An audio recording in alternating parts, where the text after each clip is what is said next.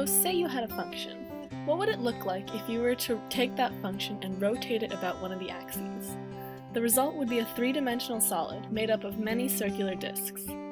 The radius of each slice is the distance from the axis of revolution to the function. Finding the volume of this solid might seem tricky at first, but we can use a simple idea that has amazing applications in calculus and beyond in the real world. Today we are going to talk about solids of revolution, which are an application of calculus. Solids of revolution are used in the manufacturing and engineering of pistons, bottles, axles, pills, and funnels. They can also be used for 3D modeling and 3D printing. Calculus can be used to measure the volumes of the unique shapes of different solids of revolution. For example, with the manufacturing of pills, you might have to calculate the volume of the bottle to determine how many pills you would be able to fit inside, or to find out the dosage you should put in each pill. Timpani drums are actually hemispherical or paraboloid. The shape of the bowl contributes to the quality of the drum. For example, hemispheric bowls produce brighter tones, while parabolic bowls produce darker tones. Calculating the drum's volume through solids of revolution allows you to produce drums of different pitches. The disk method is the first way to find the volume of a solid of revolution. A hot dog is rather like a cylinder, which would be a revolution of a line segment. We cut the hot dog into smaller and smaller disks to try to get the exact volume. This becomes integration when you add together the infinite number of circles in the cylinder. We can illustrate a slightly more complex use of the disk method using an apple. While the disks in the hot dog example all had the same radius, the apple approximates a sphere, so the radius of the disks will vary depending on where the apple is cut. Before slicing up the apple, we found its volume via displacement to be 121 cubic centimeters. It was about 5 centimeters high, so we marked off 1 centimeter slices. Then we cut the apple in half, measured the radius, and calculated the volume as if the apple were a single cylinder with a height of 5 centimeters. Obviously, this is going to be a gross overestimation of the volume, as the apple is clearly not a cylinder, but we can improve our estimate by slicing again. With 2 cuts, you now have 2 different radii. Here is a conceptual drawing of an apple as approximated by cylindrical disks. In the end, the approximate volumes we got were as follows. The approximations nicely approach the true volume of 121 cubic centimeters. The idea you're illustrating here is that as you use more and more disks, the approximation approaches the true volume. If you were to cut the apple into infinitely many, infinitesimally thin slices and add them up, you'd get the exact volume, which is what integrals allow you to do. For practice, we can do a simple problem. Let's start with the line y equals x over 2 revolving around the x-axis between x equals 0 and x equals 2. We can imagine as the line is rotated around, a cone is created. So to set up the problem, our integral is from 0 to 2. In this case, where we are going about the x-axis, the radius of the infinitely thin cylinders, or circles, is the y value, or x over 2.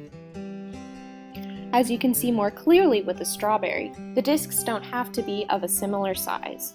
A strawberry is closer to a cone shape, and we can see how the disks increase in radius from the tip to the top of the strawberry. Bagel is another food that can be used to visualize the washer method. The bagel itself represents the space between 2 curves that is rotated around an axis. Washers can be used to approximate the volume depending on each radius and width. Now consider a spherical marble sitting at the bottom of a hemispherical bowl. If we pour water into the bowl, how would we find the volume that the water takes up? When we plot this on a coordinate plane, we can see that this is clearly a solid of revolution. What's interesting about this example is that it illustrates both disks and washers.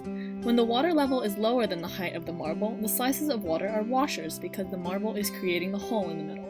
However, once we fill the bowl up past the marble, the slices become disks.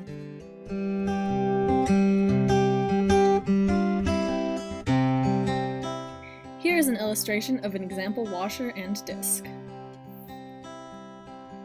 Thus far, both disks and washers slice up the solid perpendicular to the axis which you revolved the function around. To use these two methods, you had to put the function in terms of the axis you were revolving around.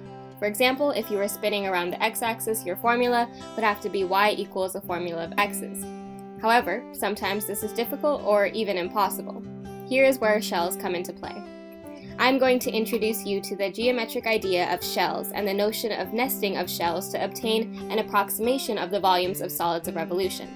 The method of shells is based on filling a solid with cylindrical shells. Central to the development of the method of shells is the idea of nesting or layering the approximating elements.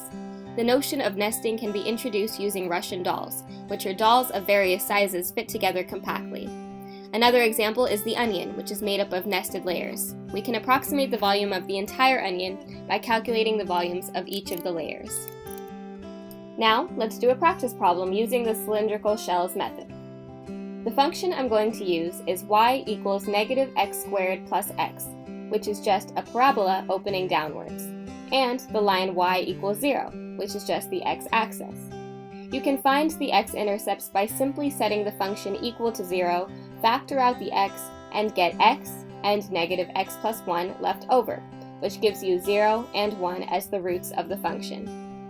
The formula I like to think about when I use shells is the integral of 2 pi times the shell radius and the shell height. If we go about a vertical line when you do shells, you are always going to integrate with respect to x. In the integral, first I factored out the 2 pi. The limits of integration would be your two roots, 0 and 1. The shell radius is the distance from my shell to the line I'm going about, so in this case it would simply be x. The shell height would be the top curve minus the bottom curve, in this case, negative x squared plus x. Now we have our integral set up. To calculate this, distribute the x and use the power rule, and after some algebra and plugging in, you end up with a volume of pi over 6. Suppose we wanted to go about the line x equals negative 3 instead of the y-axis. Everything is still the same formula with the 2 pi and shell radius and shell height. The limits of integration are still from 0 to 1 because that's our given region. The shell height is still the same, top function minus the bottom function. However, we have one thing that's different, the shell radius. The distance to get back to the y-axis is x, but we need 3 more units to get to the new axis of rotation. Don't get confused with the negative 3. We want the distance, not displacement. Thus, our shell radius is x plus 3. Then, we go ahead and FOIL everything out and use the basic power rule to solve the integral.